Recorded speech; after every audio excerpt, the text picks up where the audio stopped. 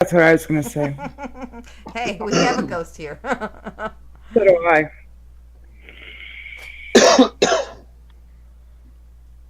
Yeah, the only states we don't ship to is Arkansas, Minnesota, and as of July 1st, Indiana. Right. Wow. Yeah. Unless it gets overturned. So I've been keeping my eye on Hoosier Vapes, but they haven't updated anything yet. Ooh, pomegranate and peach. Oh, palmed out peach. Yeah, I love pomegranate. You can't do chat on your iPad without having issues. Came on my PC just for Marcy, huh? I'm Well, special? you should clean up your PC because that can make a mess. Really? Just saying. Yeah, I have no idea. I can't get it to work, so we're just gonna have to roll without the chat if that's okay with you guys. That's fine. That's fine. Um, we might have a few people that don't know who you are, so you want to introduce yourself a little bit first? Certainly. Um, my name is Andrew Osborn. Excuse me. My name is Andrew Osborn. I'm the owner of Vaper Trail Electronics in Buffalo, New York. Just a single retail shop, but my partner CJ and I started it up about 6 years, almost 6 years ago now, and well, the business anyway. And along the way, we did a series of videos, which is why a lot of the people in this room probably do know who I am. And we've sort of grown up along with the industry through our videos, and now we've moved on to fighting for the future of Vapor's rights, basically. So, first of all, I want to thank you guys for having me on here officially because I love that you guys always give me a platform whenever I ask for it, or you guys know that I'll try and make it work if you guys want me to come on here. So it's nice to be in a place where I know I'm comfortable and I know you guys know how I do my thing. So if I accidentally say shit or something, or if I'm just completely out of my mind, I know you guys will forgive me. But I do want to say I'm the co-chairman of Safada New York, and I'm also on the board of Safada National. But everything that I say on this show today are purely my own opinions. Um, I'd like to start off, if anything, by saying that at this point, um, the absolutes are still not certain, and so a lot of what's going on is just speculation. Okay. And frankly, the questions that haven't been answered properly that people still keep asking and people still want to know, that's the stuff that there's no clear information on yet on how it's going to be ruled. And that's why everyone is speculating. So let the speculation begin. I'll tell you guys my opinion. I don't really um, have anything new and interesting to anyone that's on this who's very well informed. If you've read any of the summaries from any of the various trade organizations, the VTA or SAFADA or CASA, if you've watched any videos where someone describes it, you're probably about as up to date as I am.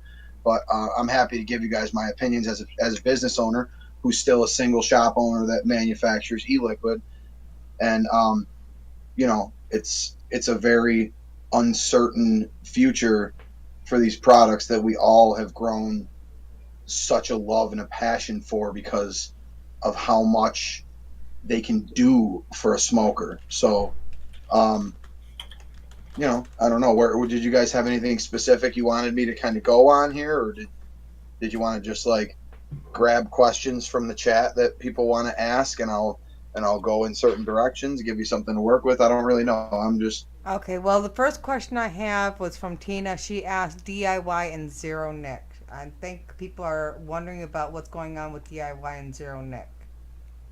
well. Again, that's one of the parts where it seems to be extremely unclear. But there is a line where, I mean, first of all, the FDA has said, at least from what I heard people calling and asking the question on the line, Mm-hmm. that they are not going to go after a vapor who is at home and makes their own liquid and try and call them a tobacco manufacturer. So I don't think that that's something to be worried about where, if you are DIYing or something like that, that people are just going to come after you or whatever. But I don't know anything about about the availability of the products once all this goes into place. And I certainly would be worried about the I don't know exactly where I'm going with it, but the connotations of 0 milligram. I mean, by the rule, a bottle of vegetable glycerin with flavoring in it, the FDA doesn't have authority in a tobacco act over that. You know what I mean? Right. So somewhere in that, what you have, especially at zero, Nick, isn't even a tobacco product. But as soon as you put that anywhere near the hardware for this, which is going to be classified as a tobacco product, or near product that has nicotine in it, that's when the FDA is literally going to make you have a label on your 0 milligram product that says this product contains tobacco or something like that. I mean, it's completely absurd. I believe So, it's supposed to say may contain nicotine, and nicotine is addictive. well, no, that's the label on the nicotine product, but Right. there's a whole separate label for the zero nicotine e-cigarette product that basically says, I don't have the quote right here in front of me. I apologize. I should know that one, but it basically says either this is a tobacco product or this product contains tobacco, which is a blatant lie. Right. So, but again, the DIY thing separate, because that's a consumer thing. There are a lot of people who have found their way to DIY and fine with that. You know what I mean? But the 0 milligram situation seems very unclear, and I think there's a lot of people out there, vendors, that are looking to see if there's going to be a 0 milligram loophole, and I don't really think that loopholes are going to do anyone any good. That's I mean, I'm willing to talk about any loopholes that you guys may know about, or that that I'm already aware of, that people may be looking at. But even if there's a loophole that's wide open for you to stay in business and keep selling product, the FDA is going to come along and they're going to take that loophole away. That's going to be and not only that, they're going to be looking to make examples of people. Hold on. They're going to be looking for somebody to go, okay, here's somebody that's blatantly breaking the law, and this is what we're going to do. Okay, what are you doing? Driving to Kmart. Well, I'm live over the interwebs with our Vaper friends. Yeah, I guess I should have you on speaker, huh? Hold on. I'm going to at least have you say hi to everyone. Say hi to our people, CJ. Hello, our people, CJ. Hi, CJ. Hi, CJ. Hi, CJ. How you doing? Doing I'm all right. good. Miss you. I'm all right. How you doing? Thinking of driving my car. All right, thanks. This is not that kind of show? Nah. Oh, okay. All right, later, man. All right, guys, bye. Sorry. That's all right. There- That's all right. Andrew, Even- we had a question come up that I want to get before it scrolls out and we don't get it. Do freebies from things like 5-star and app card go away?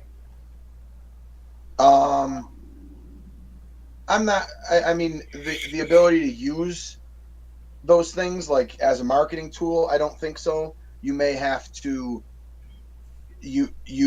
move to an only discount type system or something like that. You know what I mean? Where you're, rather than giving someone a free bottle of liquid or a free drip tip or something like that, you would give them a percent off of that. Or I mean, I really don't know, because I mean, first of all, I am not a lawyer, Right. and I've heard a lot of other people educate me more on this than I've gotten out of trying to read the stuff myself. So the way that the samples is sort of written, I don't think you're going to be able to give away any tobacco products for free in any way, shape, or form. So you'll have to just change your way on that. But again, I think what's important to note when talking about any loophole, but this one's a great example. Not a loophole even, but like things that we're going to have to comply with and such. I think the more that we try to just adjust to this and fit into this so that we can all stay alive, the more they're just going to keep bashing us down. Right. You know what I mean? So, if, for example, on your question, if I have, you get a free 50 ml of juice every time you get to 300 points on my 5 stars thing, then I just change that to, it'll be 90% off your 50 ml of juice or something like that. Then maybe the next thing that comes in is the FDA saying, you can't do any promotions on this kind of stuff at all. You're not allowed to do that anymore. And then it's already like, I don't know how it comes into play. It may be a New York State thing, but it's already like that around me where you can't get 1 packs of cigarettes or anything like that anymore. Well, I just got coupons from Virginia Slims for, $2.50 off packs of cigarettes and a free jewel box. It's they're not coming down on cigarette makers the way they are juice makers. And packs of cigarettes are not childproof. No, they're not. Any 2-year-old child can open a pack of cigarettes and start eating a cigarette. Yep. Mm-hmm. The thing that's important is all these discussions go to the same place. We're all toast. Right. We're completely fucked. Yeah. Well, and how is this going to affect the big vape conventions? You can't sample anything when you go to a vape convention now after August 8th.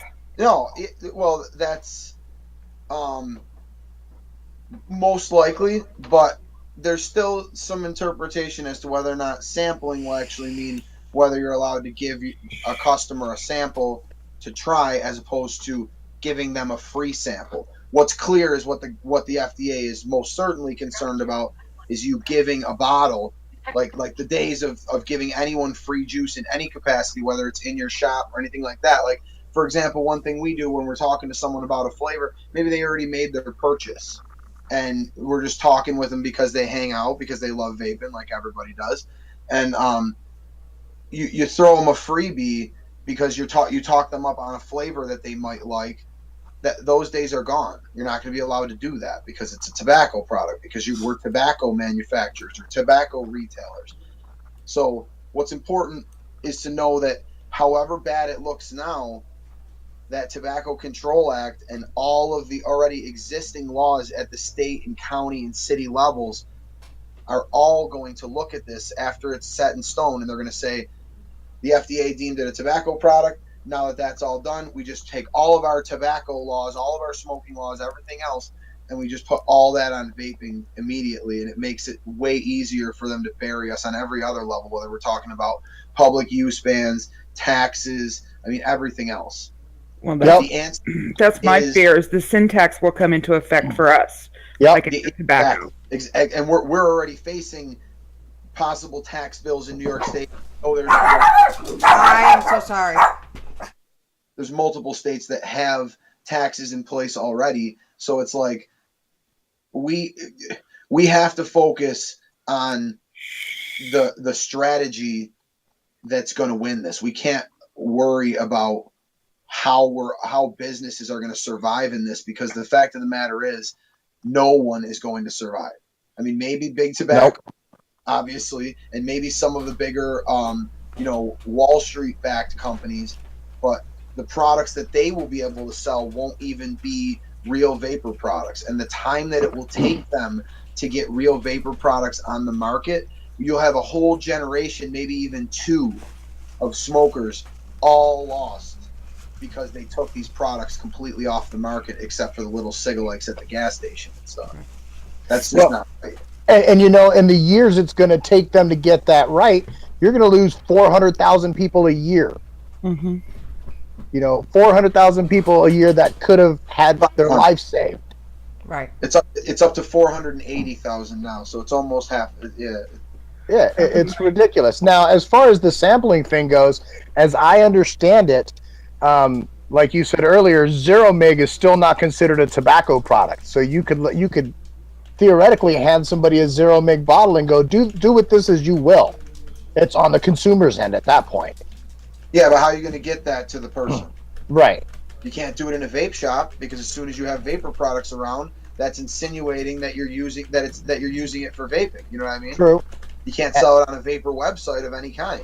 And if your company branding has any insinuation of vapor or vaping, they might come after you for that too. Like I Point. said, it's just the way I look at it, but this is the FDA here. And it's pretty clear with the guy that's at the top of this and with the people that are supporting it and with the big money that's behind it, the fix has been in on this. They're trying to ban these. They're not trying to take a sensible look at it and Right. science to sensibly regulate this breakthrough technology. They're just trying to jam us into the same garbage can that they shoved tobacco into in 2007 or 2009, whatever. Yeah. And it's funny. I was watching this thing in England the other day. The Lords of the House, they were talking about vaping and how their regulations are working and how they fully support it. And one guy stood up and literally said, "I do not understand what's going on with Americans. Here they have a life-saving product that's proven to be 95% safer than smoking traditional cigarettes, and they are not on board with this in their government. What is their problem?" Agreed. And I'm like, we got a whole nother country talking shit, and we're supposed to be the innovators. We're supposed to be the leaders. What the hell? Well, I'll tell you what.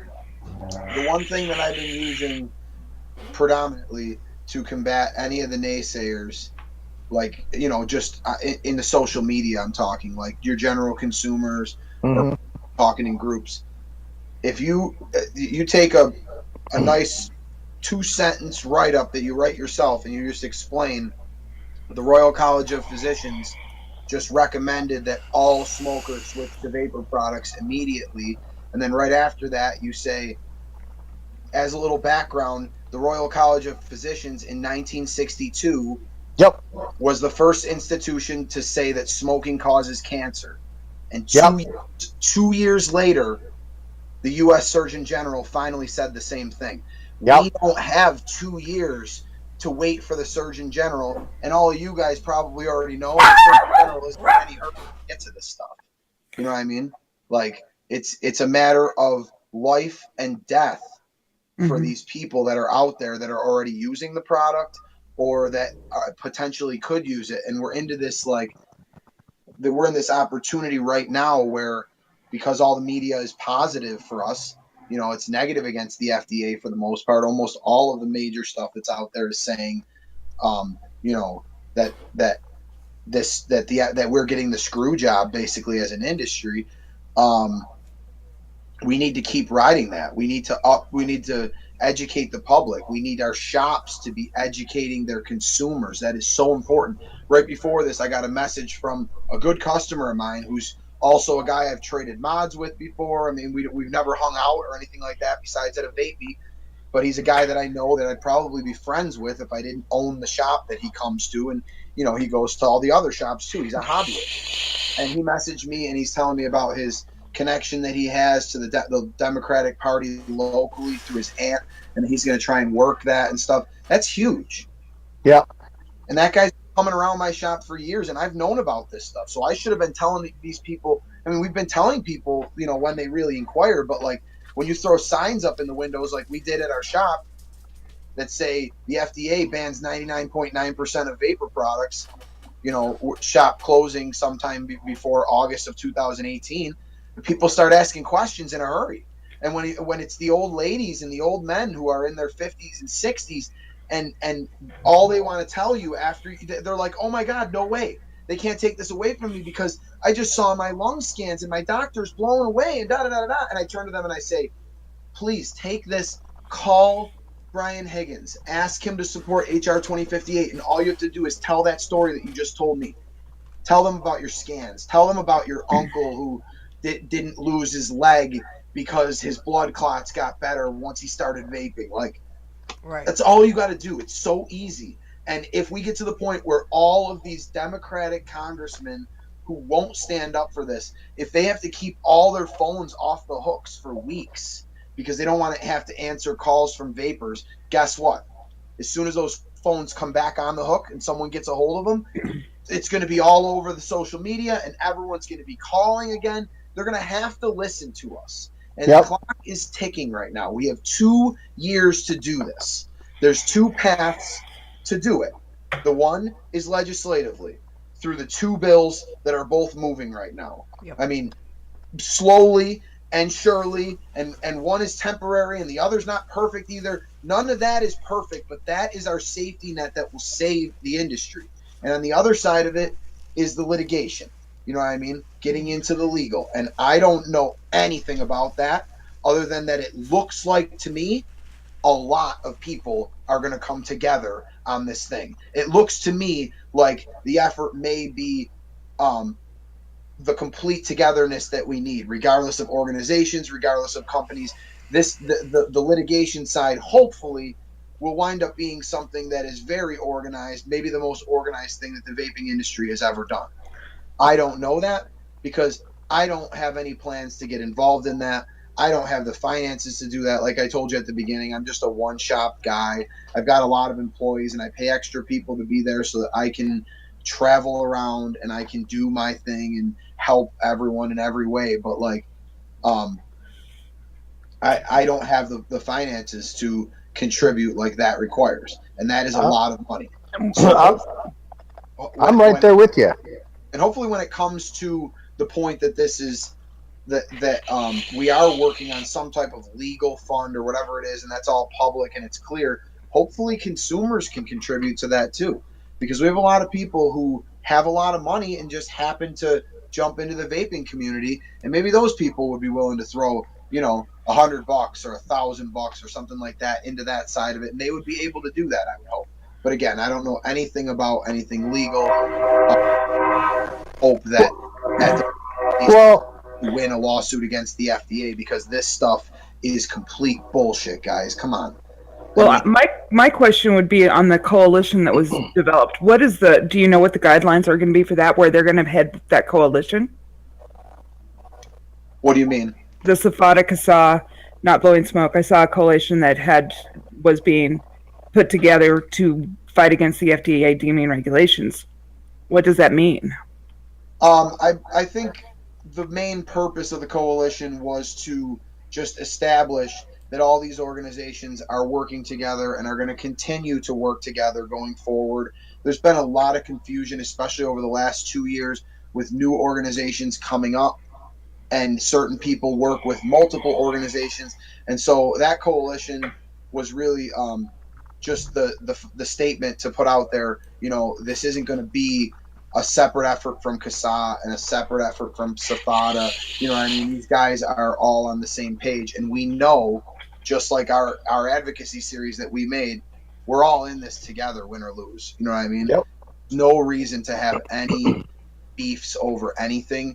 And if we have multiple organizations, they're going to have multiple views on things. You know what I mean? They have different teams that work both on the for legal work and for legislative stuff, and you're going to have different angles that you take on things.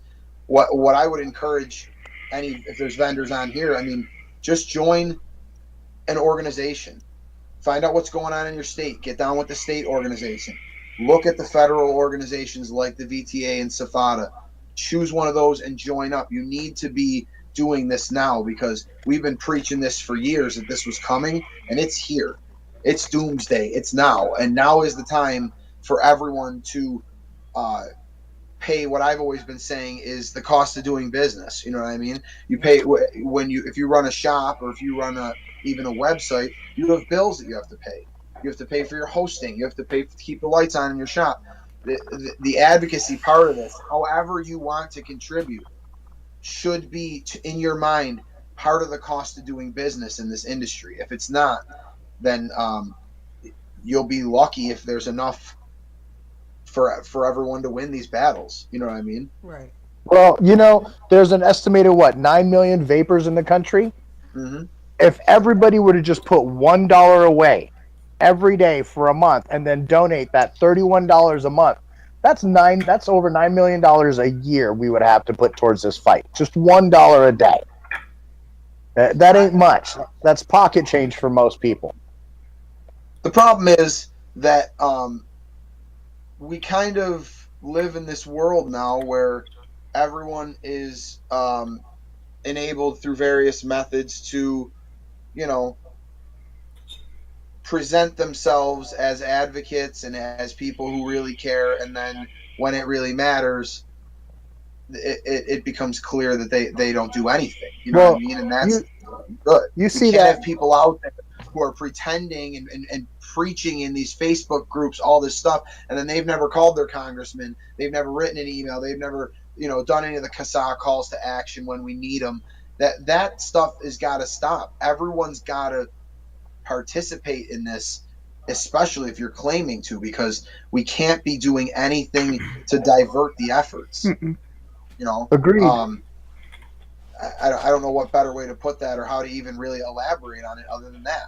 Right. When we have people that are doing things to just try and get their name out there, I'm going to just jump out there and start a new advocacy group, but you don't even know anything about what's going on now or what's happened in the past. You probably should join a bunch of the established and public, in some cases, advocacy groups that are already out there, like We Are CASA or Not Blowing Smoke, or even just join some of the crazy giant vapor groups and ask some questions or something. But you can't just jump off and start your own group. You're not going to do anything effective from that point.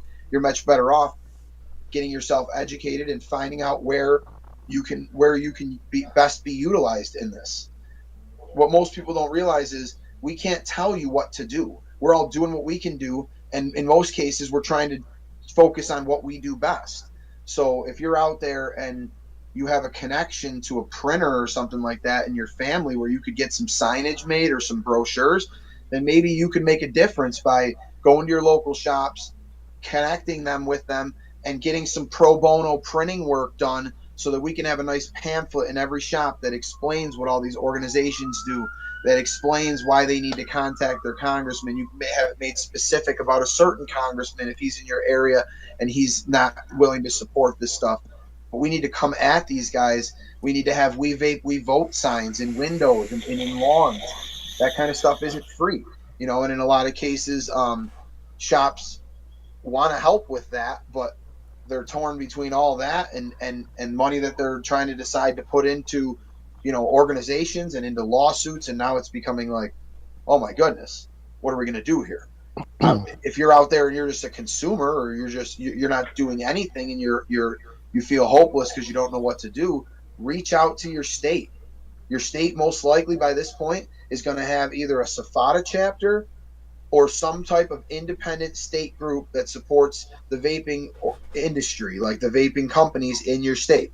So that's either going to sound like an SFA, like a TSFA, KSFA, FSFA, a smoke-free association, or there's some that are called Vaping Council, I think, like NJVC and NCVC. There's all these different organizations. There's Oval in Oklahoma, but any one of those is the the front lines in your state. And if you want to do something in your local area, what better to start than with the people that already know what's going on in your state and in your local area? Those Right. people might need help. If you can connect those people to the pro bono printing, now you've got a really smart guy that's got a really good handle on what the message is going to be, and he's going to like take that and give you the message so you can have this stuff made for him or whatever. I mean, that's just one example. If you're someone that likes to uh, you know tell jokes and talk publicly, and you're kind of like always the loudmouth or always the life of the party, you're the one that needs to gear up and get ready to go have face-to-face meetings with your congressman. It's time. If you're in a vape room like this just hanging out and you're the guy I just described, buy a suit, make some calls. You will have a meeting. You don't even have to meet with the congressman and get nervous at first. You get to meet with their staffers usually at first. But you go in there, and if you have the gift of gab, like people like me, you go in there and you just tell them your story. You speak from your heart. You get passionate. You know what I mean? Because that's what we all are. That's how people like me got into this business years ago. That's how people are getting into this business now, on that same passion. I So have if I've you're the consumer and you have the ability to go in there because you have nothing better to do and schedule a meeting, go in there, tell them. It might I, make a difference. And use your attorney general. I have meetings scheduled with all my senators, representatives, and my attorney general for in the next month to talk about vaping. So I would constantly suggest doing attorney generals too. Good idea. That's what I didn't think about. That works. And on an economical level, once vaping's banned, how many thousands of people are going to be out of a job? What's that going to do to our unemployment rates and everything else that goes hand in hand along with it? I mean, from a juice maker standpoint, it's just me and my wife. We're a small little company. We're in a few shops. We're not trying to be rich. We're just trying to put good juice out there because it's something we believe in. It's something we love to do. And we've seen it. We've seen the shops slowing down. We've seen the orders slowing down. And when I talk to my shops, they're all scared to death of what's going on. So they're stocking money away. They're not wanting to put any money back out there. They're not wanting to donate to any of the organizations because they're afraid. Well, I mean, with an attitude like that, they should be afraid. First of all, Yeah, I agree. there's no denying everyone who's in this industry. Probably before they even open the doors for the first time or launch the site, they probably had an idea in their mind that they should probably always, forever be working on an exit strategy because something like this might come. You know what I mean? I think vendors like me who have been around a long time, we've for years favored sensible regulation because we knew that we weren't going to last. We knew that this industry wouldn't work if it blew up too fast and didn't have the right science and everything behind it. And we've lost that battle over the years completely. We've lost that battle with the new vendors coming in and not caring at all, just caring about being the flavor of the month or being the new thing where they can make a quick million. And then, frankly, a lot of those people, they don't even care about the industry at all. Right. Some of those people fall into it like that and become very passionate. And they become advocates like myself and stuff like that in a lot of cases. And there's new people coming on board every day with our fight and our mission in various ways that, just opened their business in 2014 or even just last year or something like that. But if you got into it recently, I would hope that you were educated enough to know when you opened your shop in 2015 that the FDA deemed these tobacco products last year, in the preliminary version or whatever, the writing was on the wall. So those people should come in. Those are the people who should come into the industry like, okay, here's my cable bill for the TV in the shop. Here's my electric, my gas. Here's my advocacy bill. Those people should be on that page because if you were at all tuned in enough to vaping to start a business after the FDA had already released what would become the vapor product prohibition, why would you ever open that shop if you weren't prepared to join the fight? Exactly. I see a lot of shops here in Idaho. Instead of having the big anniversary, sales and stuff, they're going to CASA membership drives and helping people write their letters to their. These are the people that are starting to get boots on the ground and working towards helping the national movement. Now is the time when the local communities are going to help us win this. This has been like, this pending thing for so long, and now the declaration of war has come. We got to call on everyone. It's the draft. We're calling on everyone from CASA. We're calling on the vaping militia, and we're calling on hopefully millions more people that aren't even aware of these organizations or of this fight. Those people are coming into vape shops every day, and they're learning about the fight for the first time. And guess what? They are pissed off. Let me tell you, they are really pissed off when someone hears about this for the first time. So it's really important now that we keep that pedal to the metal in every area, whether you're in Wisconsin or Western New York or wherever. If you've got a local group, start efforting those guys. Start getting all the concerned consumers, the guys who run the local groups and stuff, get out to all the shops. Make sure everybody knows. Make sure everybody has some literature on their counter with some phone numbers that people can call. If we blow up their phones, that's the first line of letting them know that we're coming. Then when we can't get through on calls, then we start doing the letters. It's different for everyone, and it doesn't even matter. You don't even have to have an organized approach. If you don't have time for it, or there's just no one to organize it, Just do it. Just get some stuff and take it into shops, and shops will be like, oh yeah, I'll definitely put that on the counter, no problem. They'll ask you for more of them when they're done, or just make copies on their copier and keep giving that stuff out. You know what I mean? If you think you can help, get out there and try and help, because if a shop is doing nothing, they're sitting ducks. Yep. Well, And another good go ahead. another good resource for us as vapors is the vaping militia, because they are the boots on the ground. They know what's going on in each state. They have researched this, and they are an excellent resource for the battle that we're facing. And it was really sad, like you were just saying, shops that aren't doing nothing. I went into a shop that just opened 2 weeks ago, local to me, about 20 minutes away, and I was talking to the owner, and I asked him what he thought about the deeming regs while he's standing in his shop vaping, which is illegal to do here in Oregon. And he looks at me and he says, "What do you mean FDA deeming regulations? What is that?" And I went, "You haven't heard anything about what they're doing to this industry?" And he looks at me, he goes, "Man, I only plan to be open a year, make as much money as I can, and I'm out of here." Oh my God. Right. I looked at him, I was like, "Yeah, I gotta go." And he was like, "Well, aren't you gonna leave me a business card?" And I was like, "Not for my company. I'll never put my juice in your shop. Sorry, bro." Walked right out the door. They're the kind that are not out to help the smokers change over. No, You're looking he for a straight quick said it. dollar. He straight said it. I'm in this for a year, then I'm out. Wow. I'm like, all right, well, Idea that I've been wanting to try and just haven't been able to make any time for, or find anyone that wants to do it for me, is to get out locally at events where smoking is openly allowed and just talk to people about vaping. Like, you could buy a table at most farmers markets, flea markets, or something like that for a very low cost, like $10 or $20 or something, and you can make up some poster boards that just say some very bold messages, like the FDA is banning vapor products and they help me quit smoking. If you're just a customer, you can say whatever you want as long as they let you do it at the farmers market. Right. right. And people are going to come up to you and they're going to talk to you. You can point smokers towards vape shops. You can educate non-smokers who are very concerned about everything. You could you could write your signs in a way, if you want to do this, to engage hostile people who don't like e-cigs. I mean, you could literally make a sign that says, "Argue with me about vaping." You know what I mean? And see That's what a good one. because if you know what to tell people, and it's not that hard, if you know what to tell people, you should be able to talk anyone into understanding this. Right. The one simple way I found to talk to people is to just find any way you can, with the way they're wording their arguments, to make them understand that by them advocating against e-cigarettes the way they are, they're basically advocating for everyone to keep smoking.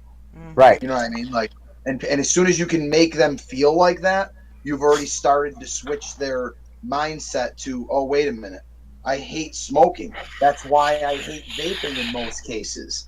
So if I hate smoking and me hating vaping is making it look like I like smoking in any way, then I need to maybe look at this a little more, do my research, whatever, depending on what type of person that is. But you can change people in a very short period if you don't get into the weeds of studies and all this bullshit, and you just explain to them things very simply, Right. I've done that with my social media too, because the people on my list that are not vapors, I've explained to them that yes, I'm going to continue to advocate for vaping, but they should go out and talk to their senators and representatives, because they have to know somebody who smokes or has died from smoking. So I'm putting it out on my social media to try and get people who are not vapors, not smokers, to encourage them to contact their senators and representatives. No, what you just said is a great point. I always tell people all the time on social media when they just won't stop. When it starts out as a argument about pro versus cons of vaping, and then once you bury them, they just kind of turn into a troll. What I've started to tell people is,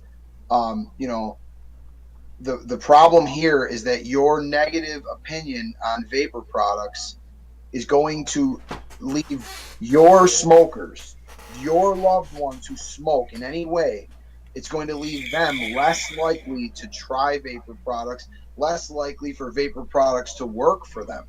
So you could be doing a serious detriment to your people who smoke just by having such an offensive stance on vaping for no real reason. You know what I mean? Because when I write stuff like that, people don't respond. They go away. And they probably think about their mother who died from smoking, unfortunately. Right. Like you know what I mean? When the deeming regulations dropped, I cried I did multiple too. times over the first couple days, and I did not cry because I'm going to lose my business, although that is almost a relative certainty at this point. I did not cry because my mother died from smoking, although I probably should have, but I cried for like my customers. You know what I mean? I cried for um, my grandmother who died when I was 11 years old, and she lived in Kentucky, so I barely ever saw her. But I just thought about like my kids and their grandma who still smokes and has been trying to switch to vaping for years. And maybe the vapor product that's going to work for her hasn't come out yet. So Right. we can't have this legislation that's going to stifle vapor products. The honest truth is, HR 2058 goes through tomorrow.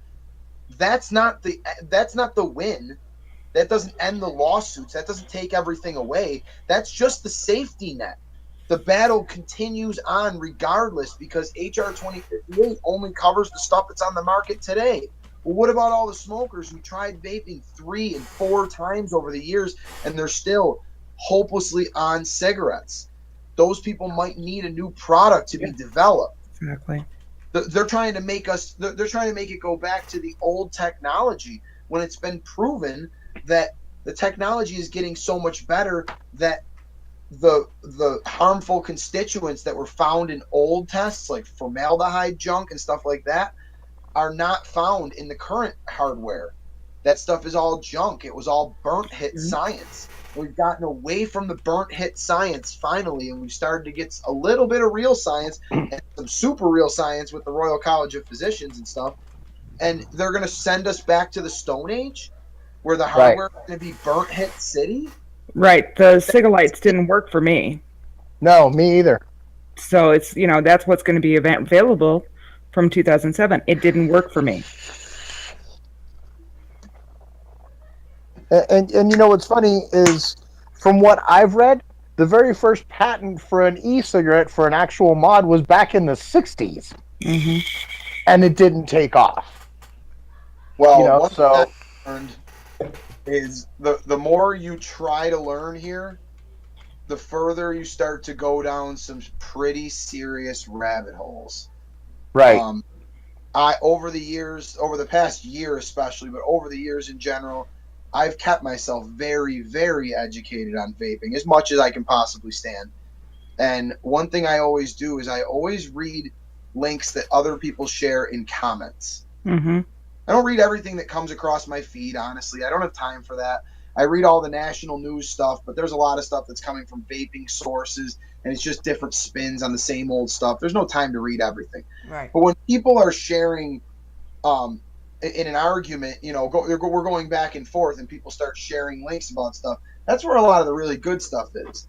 But when you get into stuff like you were saying, like those old patents, or when you get into looking at like tobacco taxes and stuff like that, you start to go down this vortex where you're just like, I don't feel like I even want to go any further knowing any more of this stuff about big tobacco and about the taxes and how things went through the years. It's almost sickening. You know It what I is mean? very. It is very. I agree. We've had the technology and the knowledge to save millions of life for years. Hold And on, hold on, just a second, guys. I gotta get some towels. Uh uh oh. No, I'm down in the laundry room. It's kind of like um my podcasting sanctuary because it's the quietest place and it's the only place that has light so you can see my face a little bit. And oh. of course they need the towels, but Ah. but anyway, I don't even know where I was. But it's the same. It's the same thing though. It's the same thing I've been saying probably the last 2 or 3 times I come on with you guys. Like, we got to keep it together. Now is the time when everyone together wins this battle. We can't have split messages. We can't have people out there confused because confusion leads to just complete nothingness. If you're confused, you're not going to act on anything. Yep. You know what I mean? Yep. I've had a lot of people come to me and say they're freaking out because of the regulation. I'm like, don't freak out, fight. You freak out, that's not helping. Yeah, now's not the time to sit down quietly. Yep. I You had know, a question earlier. I don't know if the person's still here, but I'm still going to ask it. What's going to happen with all of our national vape meets and stuff like that after August 8th? Um, that's kind of unclear at this point. I think Okay. it's real. It's really hard to say. I'm more concerned about the states putting a permanent end to those on the backs of this FDA stuff, because a lot of states have, I mean, a lot of states have tons of bills on the table potentially, but Right. in most states, at the top of that list of bills, like the top priority one, is that public use ban statewide. And a public use ban statewide pretty much eliminates all your possibility of having any of the trade shows or vape meets like we have nowadays. I mean, again, you'll have your loopholes, you'll have your places that'll somehow be able to let you in, you'll have your people who have some kind of contract that allows them to still do their show even though it's after the doomsday. But I think I think that's where we need to stay focused on the states. We Right. can't lose sight on the states. You know what I I mean? And that's totally where agree. another reason why it's great to direct, just people out there in the vaping community on the internet to their local state SAFADA group or to their local state organization. Because even if you're just a consumer, you might be able to help them and get on the same page and make sure that they're not just sliding all this other stuff through while everyone's resources are focused on FDA and lawsuits and all this other crap. Okay, I just got a question from J Rock. Can you ask him the different viewpoints of the opposing advocation people like SFATA versus VTA so that the people can make an educated decision on where to show their support? Well, I mean, first of all, the VTA is a rather new organization, and I attended their very first meeting personally in DC just to learn a little bit more about it and what their mission was and stuff. But I don't know, a lot about their overall stance or mission or anything like that, other than that we're all on the same page. Right. You know what I mean? So if you're a SAFADA person or if you're a VTA person, I think we're starting to see people who have dual membership in both. And why not? You know what I mean? The VTA is more focused on, seems to me, like I said at the beginning, these are all my opinions, but it seems like the VTA, just based on their pricing alone, is more suited for the larger companies. You know what I mean? And Right. that's not to say that those companies shouldn't already be SAFADA members. I hope. SAFADA's been around for years. And if you're a large company and you're not a SAFADA member, what are you doing? True. What are you doing? You know what I mean? But realistically, it's another place where with another team of lobbyists. So it's another angle, it's another effort at this. And although I understand there's going to be confusion when there's multiple organizations, I look at it. I mean, I know that SAFADA is for vendors, the VTA is for vendors, but I sort of look at it the same way as when I was making videos explaining the differences between SAFADA, CASA, Not Blowing Smoke, the Vaping Militia. When we explained these organizations, we always stuck to the point. We all have different missions. We all created an organization for different reasons, or we Right. all chose the organization that we back for different reasons. But that does not mean that we need to be against each other in any way. I totally You agree. know, Totally right agree. now, HR 2058 is on the table, and the Cole Bishop Amendment is on the table. Right. Same type of argument here. If you're taking your time and you finally gather up the mustard to do it, which trust me, I'm very well versed in doing this. And even before today's show here, I had to take my ceremonial nervous pee, even though I peed like 20 minutes before that, because I get the jitters every time. Yep. You know what I mean? And over the years of doing this, I've converted it from being scared into like almost feeling like I'm about to come out the curtain. You know what I mean? It's the Yep. big match, it's the big fight, and I'm about to burst out the curtain and everyone's going to go crazy. So I found ways to manage my jitters. But when you finally gather up the strength as just a regular consumer or a vendor who's just now getting into the fight here, you're in there, you're talking to them. Why would you only support one bill? You know what True. I mean? It doesn't make any sense. There's two options at this. You know what I mean? And one seems less likely but is more permanent. And the other seems more likely but is only a temporary fix. So in reality, we probably need both of these. And like I said earlier, we need a whole shitload more after we get these. We don't have the time to spend 2 years trying to get HR 2058 or trying to get the Cole Bishop Amendment. We need that shit now. Because Yep. if we don't get that now, we're not going to have the time to fight for all the rest of the stuff we need to fix this FDA garbage. I mean, this is prohibition, people. Yep. And Yeah, it is. that's Exactly. the word you should add to your vocabulary, especially when you're talking to non-smokers or just non-vapors, like just regular old people. Tell them it is vapor product prohibition, and then tell them whatever the rest of your story is. That's the advocate secret. If you're just a regular guy and you want to know, you tell them that shit. You tell it from the heart, because your story, everyone has their own story. And if you're a consumer, you're not like us, where we have to be careful if we make cessation claims or things like that. You know what I mean? You're a consumer. You can say whatever the fuck you want unless you say something so raw that they throw you out of the office. But I would hope you wouldn't do that. Right. I'm just saying, you can tell them. You don't have to worry about saying the wrong thing. They're not recording you for word. You should educate yourself very well and talk to someone like me, maybe, if you're actually going to set up the meeting, so you make sure that your message is clear. Your message needs to be clear. But oftentimes, for a consumer who's just concerned, your message is pretty clear when you just tell your story about how you used to smoke and now you don't. Correct. The next question I have, with vapor products now being considered tobacco products, what does that do with our ability to vape indoors, especially at vape shops? I know there are some states that do not allow it, but there are still some states that do. Well, I'm just based on past experience.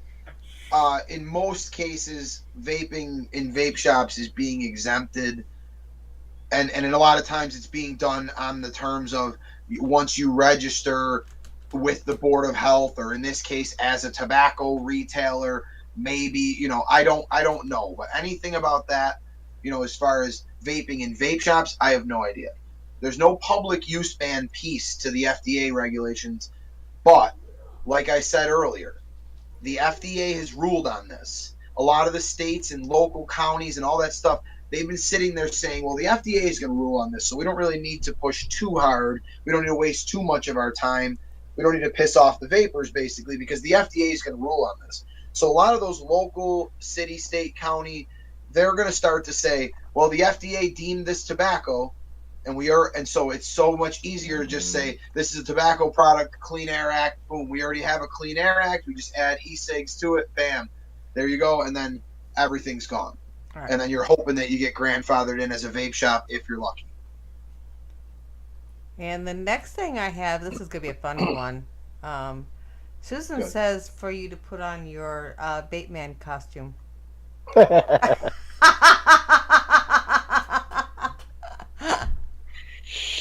Now, you know what?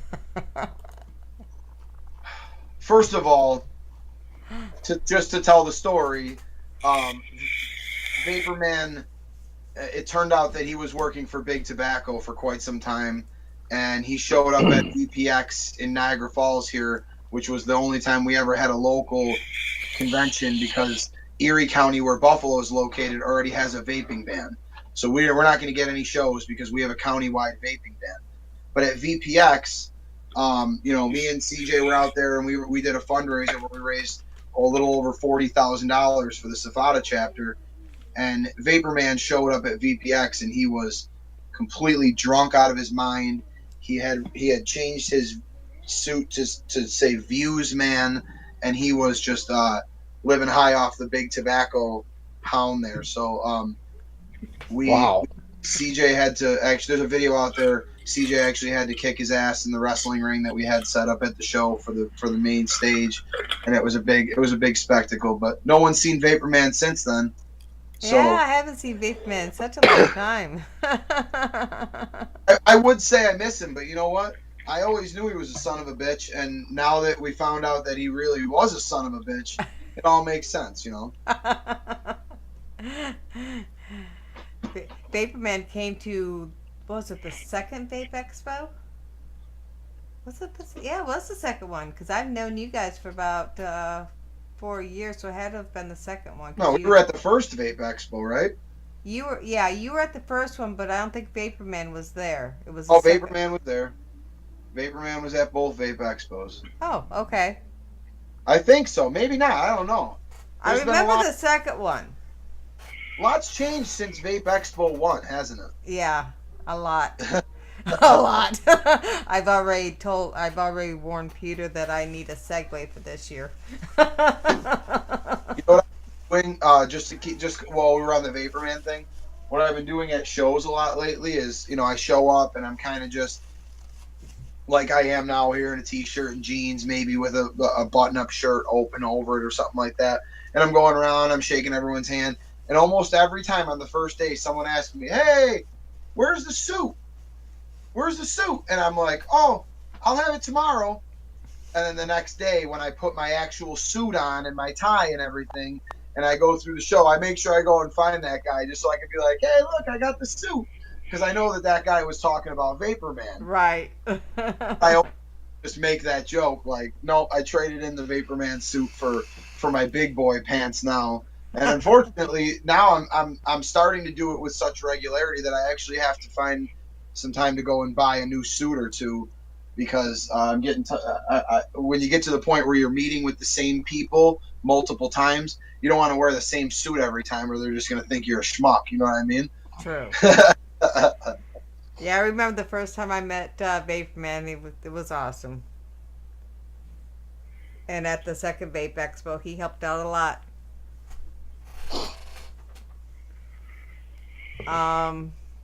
You guys got anything else, or was there anything else? Any other questions? Anybody? Because I might have missed some. I'm sorry. I'm not like I always forget that you guys and some other people still do like the old school chat way. You know what I mean? I'm used to just kind of going. I got That's fine. and I never have enough time to say it. So usually I just go and people get what I give.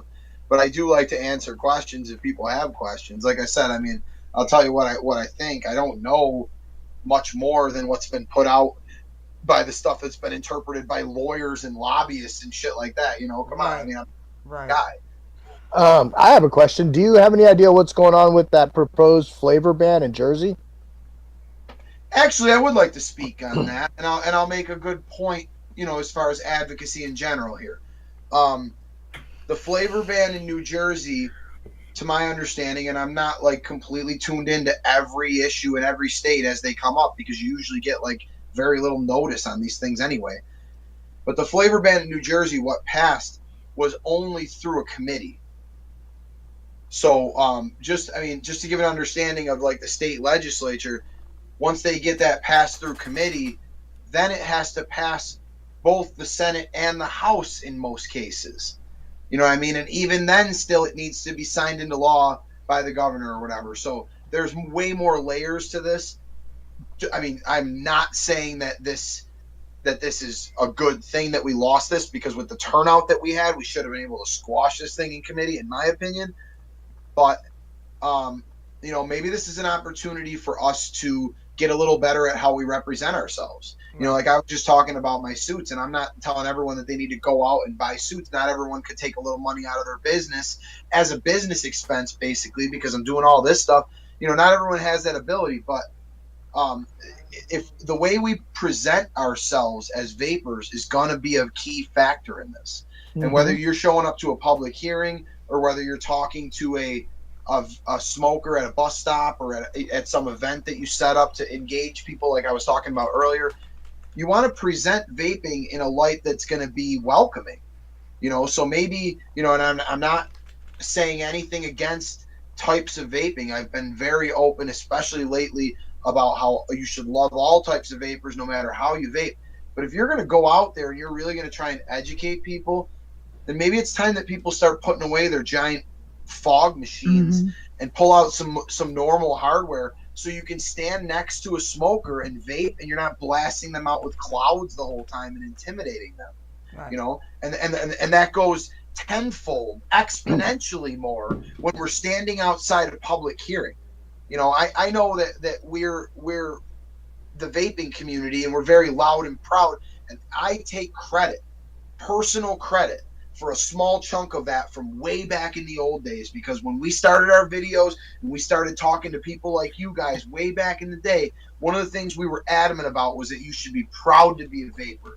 You should not be ashamed of that, because when you make that switch, you have to live with the consequences of whether you make that switch or whether you don't. You know what I mean? And we were always very adamant about being loud and proud, but that was before the days of people building atomizers. That was before the days of sub tanks. And now we're to the point where, I mean, this is a great, great story. I'm glad this came to this. Well, you know, I read some things about it that I didn't understand about the vaping ban. Is that, yeah, it passed through the one committee, and then supposedly before it goes up to the House, it's going to another special committee. But nowhere did I find anything what this special committee was about. No, and like I said, every state government's different. I can't even figure out New York, and I'm the co-chairman of the state chapter. And I'm trying to figure it out every day. You know what I mean? I'm trying to make sense of all this stuff, but things just happen. It's different at my city than at my county. It's different than at my county than at my state. It's crazy. I'm going to other counties to help and testify in their public hearings, and it's a whole different process in the county that's right next to mine for the same laws that they're going to try and pass in my county next month. You know what I mean? This stuff's going on right under everyone's nose. A lot of people don't even realize that laws are being passed left and right all over America right now. But I mean, just getting back onto what I was saying, because I just thought of this.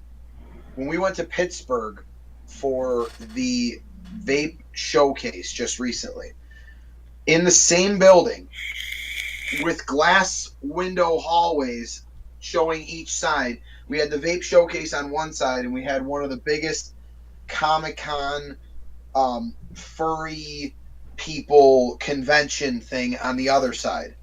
And there was a few thousand people at the vape show. There was probably 20,000 people or 50,000 people at this Comic-Con. It was insane. And the growing sentiment throughout the weekend with those Comic-Con people, the guys wearing pink unicorn costumes and the girls dressed as samurai polar bears or something, they were like, well, at least I'm not in that room. Those guys are complete knuckleheads. You know what I mean? Right.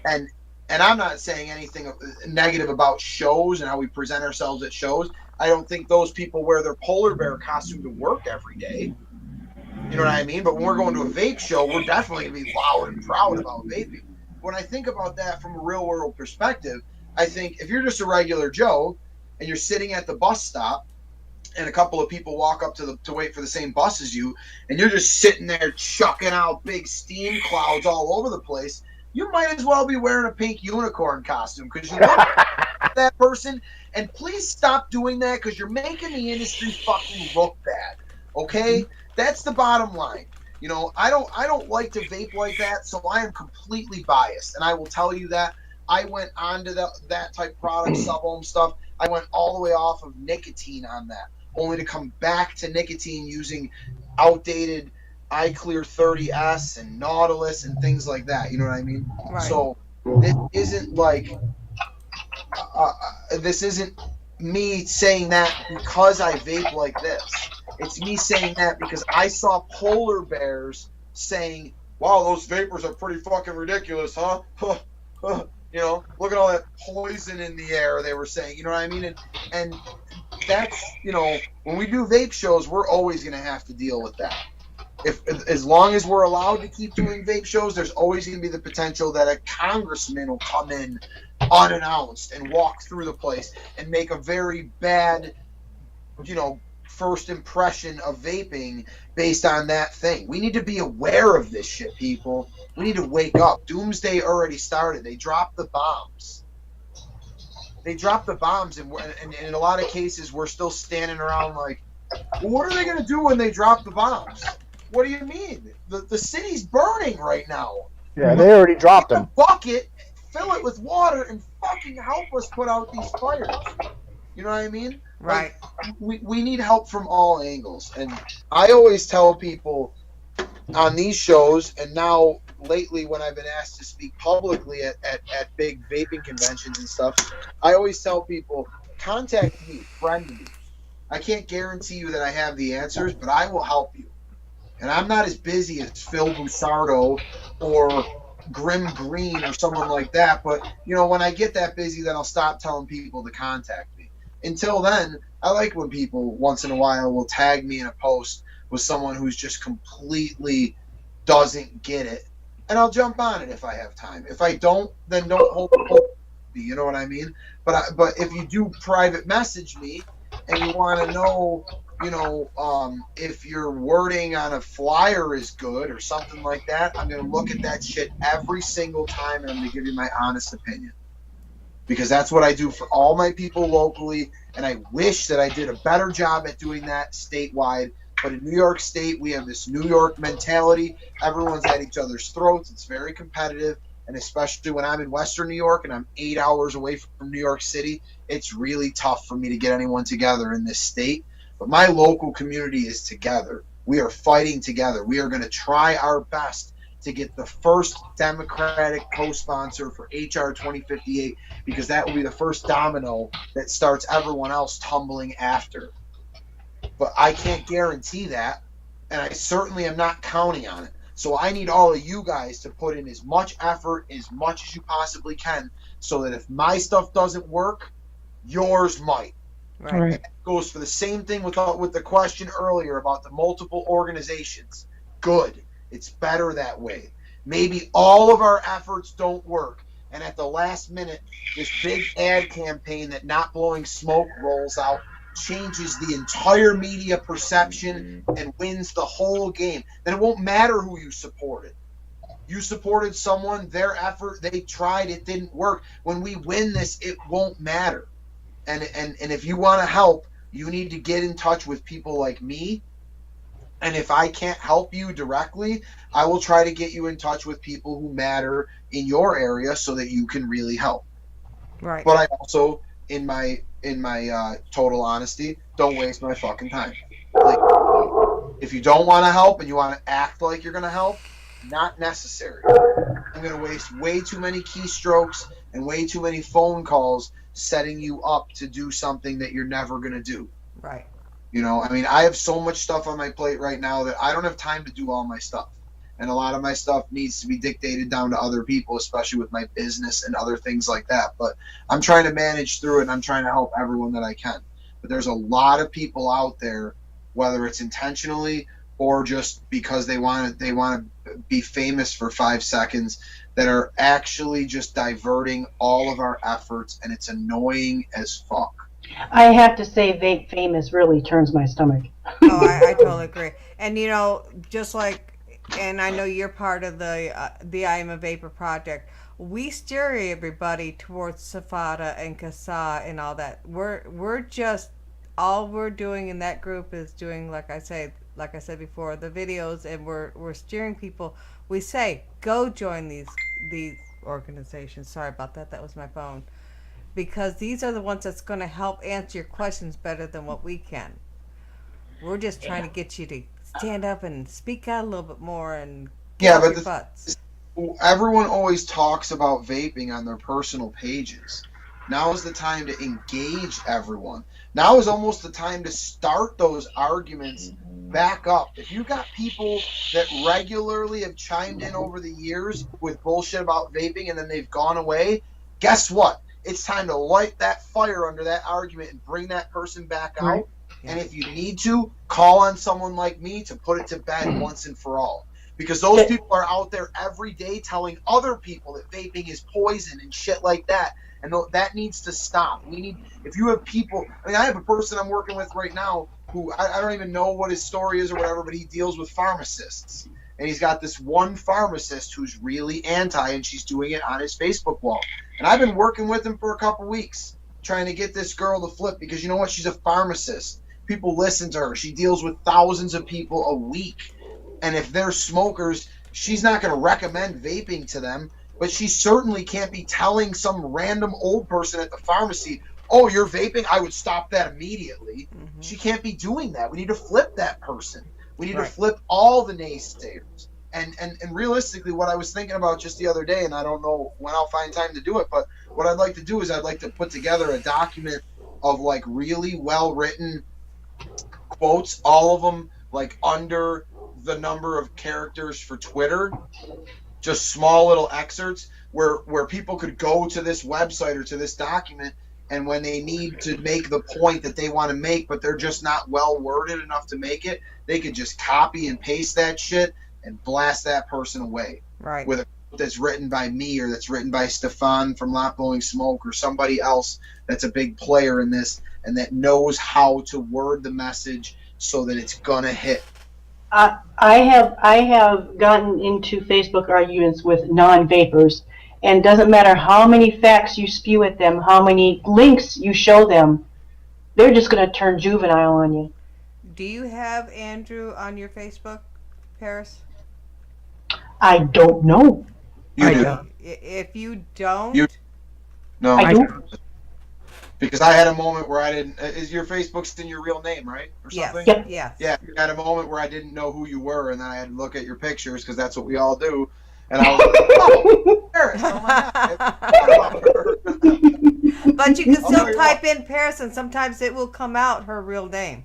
I went against. I was anti-Facebook about 2 years ago for a while. I went completely off. I deactivated, and now with this, all this stuff and being connected to everyone, it is so important. And that is one of the things that people don't talk about very much. But just about everyone is like, wait a minute.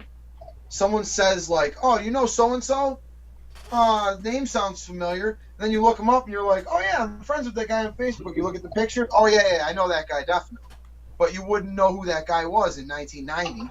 Right. You just have to go with your gut. You know what I mean? So getting back into the social media for me hard has been really good for reasons like that because I can't keep track of all the Johns. I can't keep track of all the CJs, and one of them is my partner. You know what I mean? Jesus, Right. there's like 20 Andrews that are big time business owners or players in this, and people are always like talking about Andrew, and I'm like, wait, are they talking about me? No, oh, they're talking about Andrew from Vape Band. No, I'm sorry. You know what I mean? Like there's a lot of people that are just out there that have the same name. So at least with the Facebook thing, I can look them up and be like, oh yeah, I know that guy. Yep. Pewter Geek has a question for you.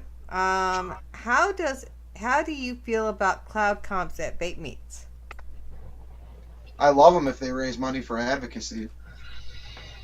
Okay. No, in all seriousness, again, when we're having vape meets, when we're having vape shows, when we're having events at our shop, especially, I don't see any problem with enjoying vaping and being proud of our hobby. That, for a lot of people, without the hobby side of vaping, without building and without cloud comps or whatever the other things are, I mean, it goes back to when we didn't have any of that. A lot of people literally, part of their switch was the color of their drip tip. Yep. I had people 4 years ago who would drop their mod, break their drip tip, and they would come in and say they had to smoke cigarettes because they broke their drip tip. Yeah. And I would tell them, you could just puff on the end of that thing. Yeah, I know, but I really like the way the drip tip swivels on that thing and stuff. I just couldn't. I like swiveling too. I can't. There's I can't aesthetic lie. things to vaping that make it important, whether it's drip tips or cloud comps. I don't think we can take any of that away from people. Right. That's one of the big. Okay, I mean, I don't want to get off the subject because I do like. I mean, I guess I'll finish this point, but then I'm going to go on to another point because I just thought of something. Cloud comps should be used to advocate, and I don't mean they have to always raise money necessarily or whatever. But if you're going to have a cloud comp, you better have someone in your local area like me who's going to come in and speak for at least 10 or 15 minutes on the fight and how important this is. I did it for an hour to an entire room a few weeks ago here in Western New York, and everyone was silent the whole time, and I had a standing ovation at the end of it. You know what I mean? Yep. And not everyone's going to be me, but if someone could speak for 5 minutes and just tell people how important it is, then at least we got something out of the cloud comp. Every effort that we do from now on in this industry needs to have a little bit of spin looking at protecting this industry. That's my opinion on that. Okay. And I also, now I forgot what I was going to say after that. Cloud comps and drip tips. And You have Paris disease. yeah, I forgot. I have major CRS. It's been flaring up a lot since the doomsday from the FDA. There's a lot on your mind. That's why. Brandon, why did you leave the room? I got frozen, so I refreshed. Oh, okay. Welcome back, Unfrozen, Papa. Thanks. Is there any other questions that anybody in the room has? One of the questions was Andrew's opinion of getting a Billion Lives movie to the United States. I have an interesting opinion. That's a great question for me. I'm glad that whoever asked that, thank you. Kudos to you. You're the hero of the day for this interview, because I have to answer a lot of the same questions when I do these things with people, and that's a question I've never been asked, and I have a very interesting spin on it. I think that it is very, very, very critical that everyone worldwide has access to this movie immediately. But you have to understand some important factors in this, okay? When something becomes very, very famous and well-known, it doesn't generally get there by going through an immediate channel. You know what I mean? The best way for everyone, we all want to see A Billion Lives tomorrow. Don't get me wrong. I want to see it last week. You know what I mean? Right. But the best way for us all to see it is if they do enough in these film festivals and generate enough buzz in foreign countries to get into the big North American film festivals, and then they win awards. And if they win awards, then it comes to your big city near you.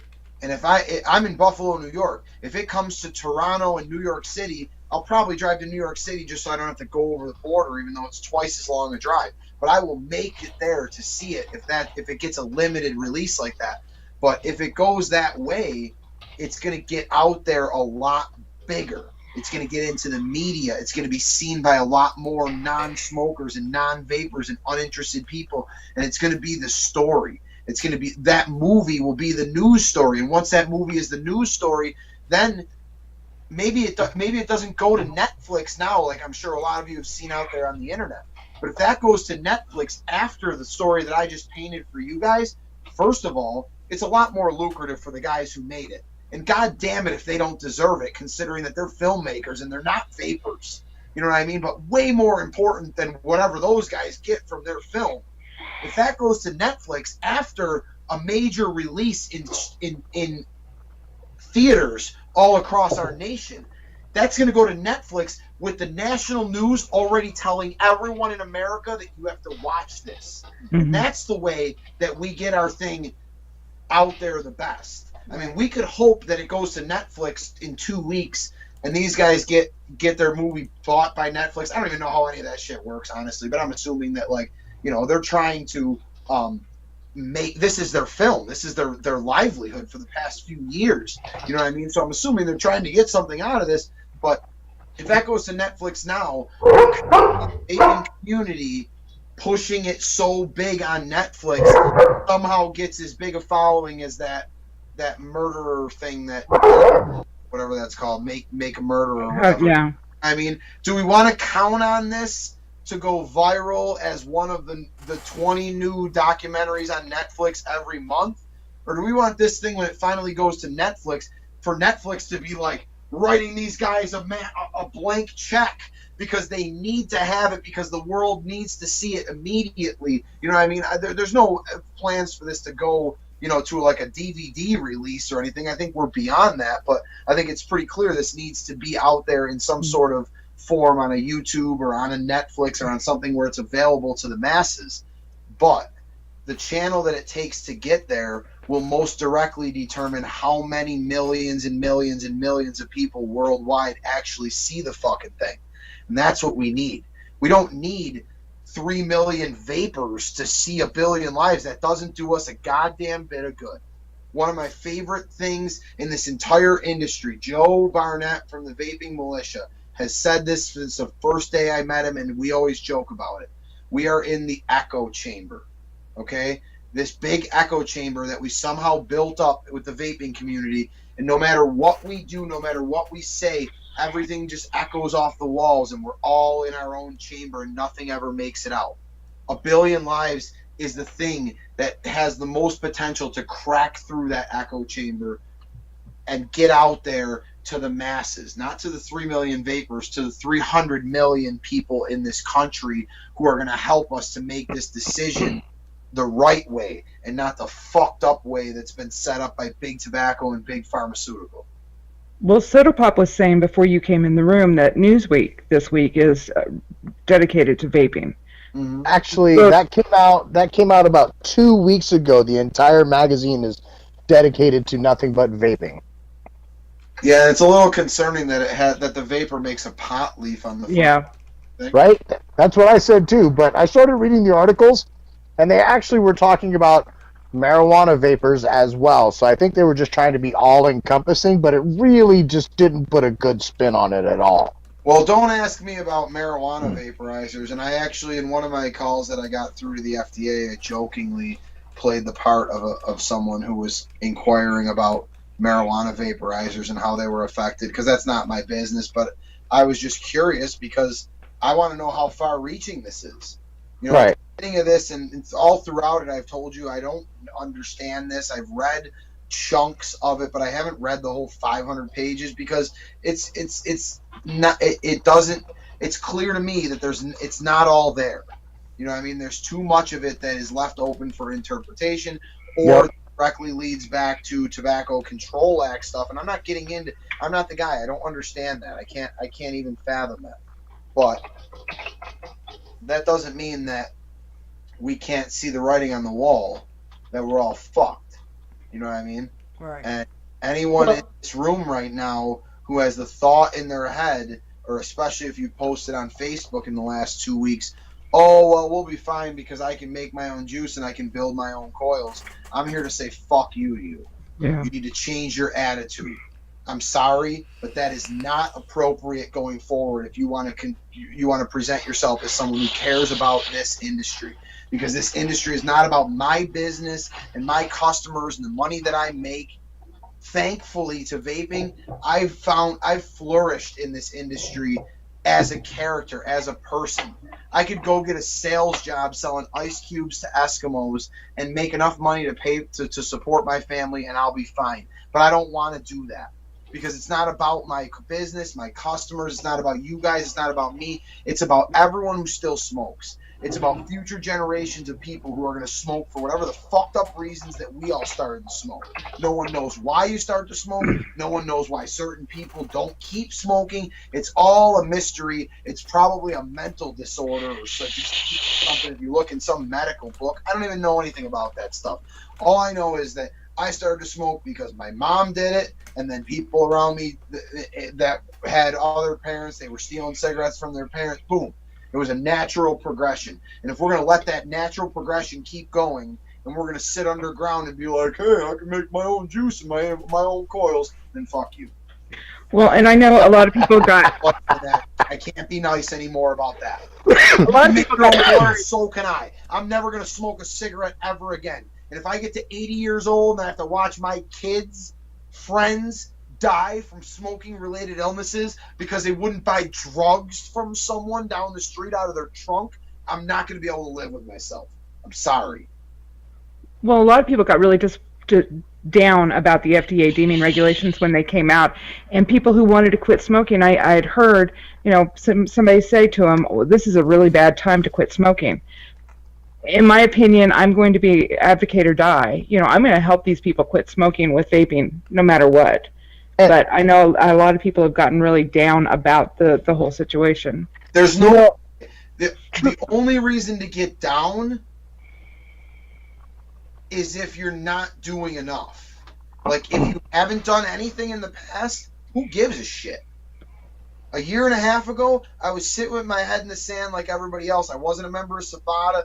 I was probably a member of CASA because I was getting the emails, so I must have joined that somewhere through the years. But I didn't give a shit about this stuff.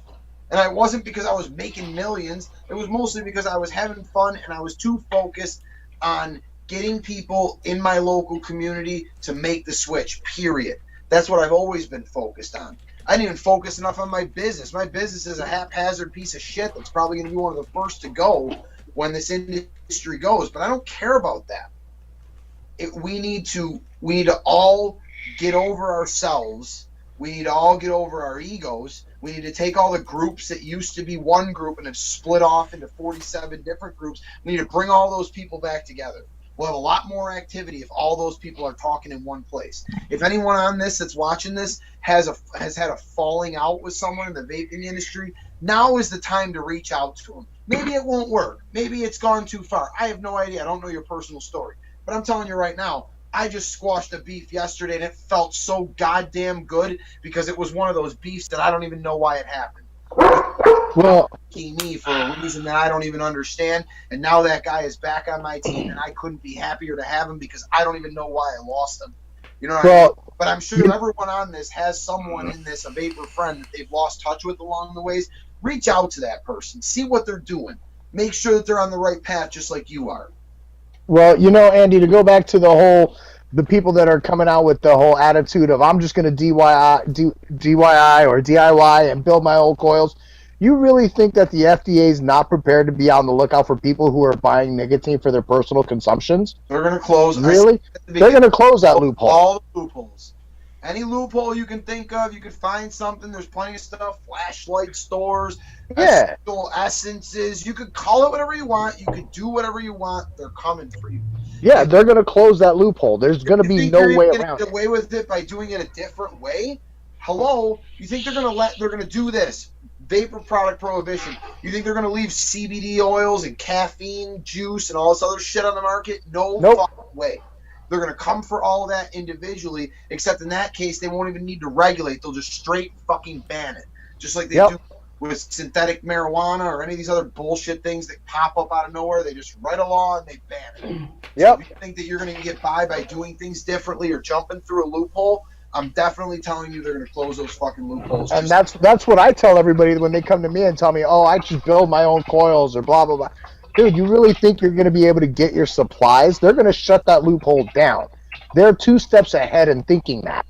The problem is, and just in speaking on the black market in general, when someone comes in to my shop with that attitude, what I've been telling them in the past couple of days is, you're already on the black market. What are you doing in my shop? Yeah. And you get a random response. I like your juice. I need this coil, whatever it is. There's various people. But I say to them, if you're going down to if you're ordering wire from a company online that sells wire that's not a vapor company, and if you're going down to the health and beauty store to buy a huge pack of cotton, you're already on the black market. So now is the time for you to make a decision. Do you want to stand up for this thing that you believe so much in, or are you just going to dive headfirst into the black market? If you're going to dive headfirst into the black market, then I don't really want to waste my time with you. And none of you guys should waste your time with people like that either. You know what I mean? I typed my comment in chat. Andrew from Vape Band asks, what can vape shops do right now? Wait a minute, let me get this right. Hold on. What can vape shops do right now to get the best bang for their buck in fighting this battle? And what can we do as vapors to get the word out to vape stores we regularly go to? Sorry. Okay.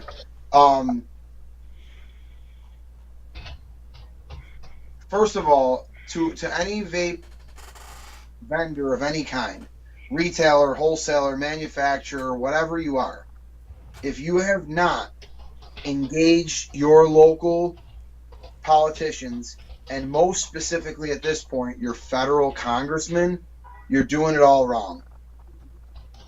It doesn't matter where you put your money. You're not like in my opinion, I've put thousands of dollars into this fight just in the last year alone.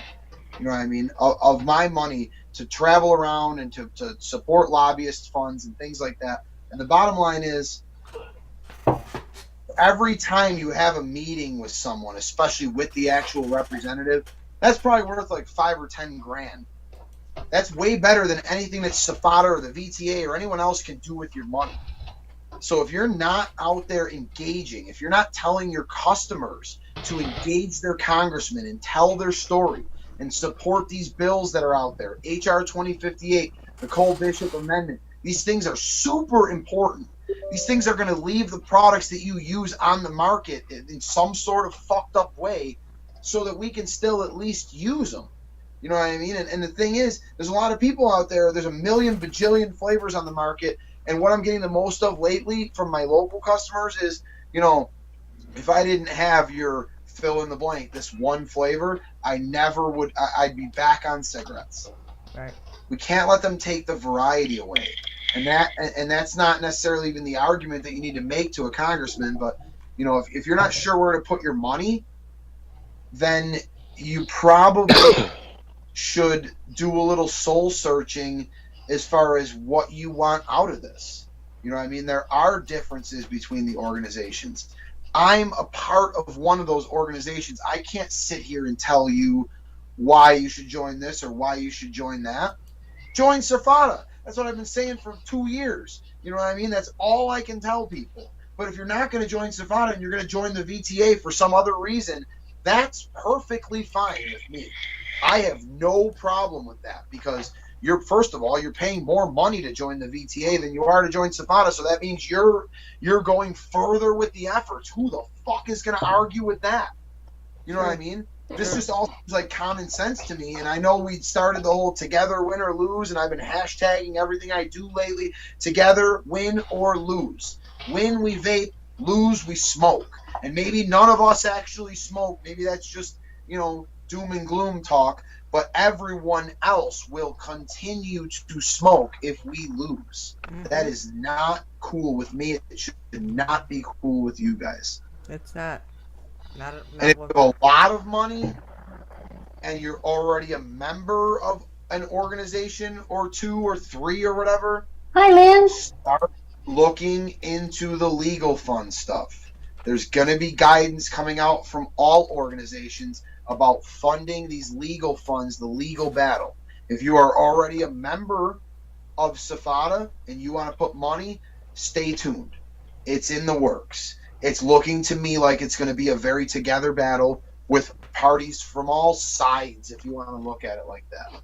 Another thing shops could do is get a bunch of pamphlets and facts and everything else that's going on right now, and put it on their countertops. Put it on their counters. People can read it coming in. People right. can spread the word coming in. And there's great documents that are available from Not Blowing Smoke. That's what I would recommend, especially if you're going to go to a printer and pay a little money to have nice documents made. They have stuff that has QR codes and other stuff on it. There's Safada documentation. There's CASA documentation. You can order CASA cards and stuff from their website and have them in your shop and give one to every customer, and they'll join.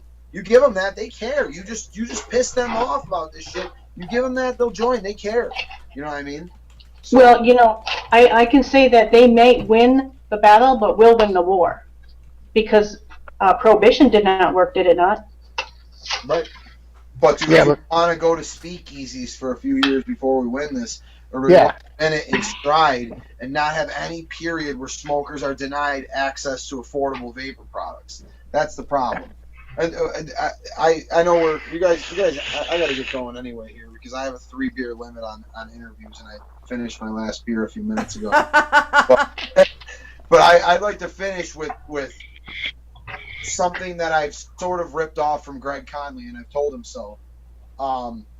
We have a mission here, and it's kind of the mission statement of the AVA, the American Vaping Association.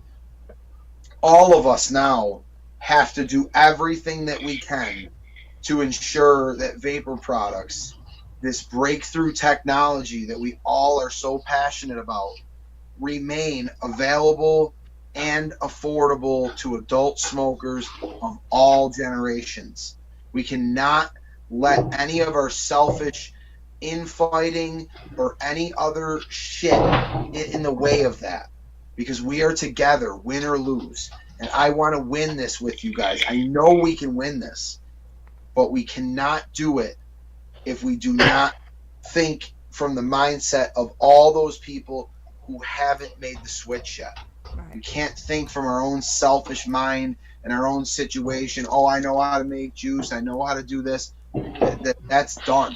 We need to think about the people. We all need to sit tonight and think about someone that we know that still smokes cigarettes. And maybe, if you want, think about a future without that person. Think about a future with that person in severely poor health for decades possibly, and how much you could change that for them if you just tried a little harder. Because that's what's going to win this. More vapors, more voices, more pissed off people that are not going to let them take this shit away from us under any circumstances, period. Very true. I agree. All right, I gotta go, guys. My wife's going to yell at me. Okay. Andy, Andrew, right. I want to thank you for coming on the show, and just to let everybody know, if you didn't catch everything, this will be uploaded on the I Am a Vapor YouTube, so you can actually listen to it again and pass it around. Cool. Andrew, it was really nice meeting you. I shot you a friend request on Facebook. Everyone in this room. Andrew J. Osborn. I got the fedora going on and most of my shit. You can't miss me. I'm there. And he Well, does thanks a lot so of much. nice little. They do some awesome videos on their site too. Yeah, the Cool. FDA fucked us on that. I gotta go too. I gotta feed my wife. She's getting hangry. Hangry. Hangry? Yeah. All right, guys. Thank you very much for having me. I'd love to come back in the future. I'm super busy, but I love talking to people. And if I can change just a few people's minds, or if I can light a fire under someone's ass who's just sitting in the chat and not doing anything, then it was all worth it. You know what I mean? I'm doing this. Bye, Papa. I'm a small town guy. I did my business grassroots. This whole industry is fucking grassroots. We're going to win this shit on the backs of us and vapors and that same grassroots mentality. Yes. You know what I mean? We just need to focus and we need to stop the bullshit and we all need to come together before it's too late. Yep. Well, thank you Thank again, you. and we will have you back. All right. We'll see you guys soon. All right. Bye. Bye, hon. Night all. And with that being Bye. said, the show is at its end, and we're going to say goodnight to you all. We actually went over about 5 minutes. I don't know if Binks is going to want to do a show after this. Exactly, Daddy. But thank you all for joining us tonight. As I said, most of this show will be uploaded on YouTube, so if you want to listen to it or pass it around, you're more than welcome to. And we Put love your link you in, all. Mossy. Do what? Put the link in. I can't yet. I don't have it uploaded yet. Where do you upload it to? I gonna will. put the I I Am a got it Vapor. up. I'm gonna upload it on the I Am a Vapor group, or Well, page. post that link. Because there's other videos on there, aren't there? Yeah, give me a chance, girl. Jeez. No! Oh, hi. I told you I'm ornery. But Yes, she is ornery tonight. I'm gonna pick on her after this. You ain't? Yeah, I am. And you're welcome, Tina. And I got you covered. thank you, Minx. I want to thank you all for joining us tonight. It was an awesome night. A lot of information went out there. Make sure if you didn't catch it all, listen to it. And we will see you all next week. Love you. All right, everybody. Bye, y'all. There's going to be a little break before Minx Madness. All right. Good night, All everyone. right. Night. Bye.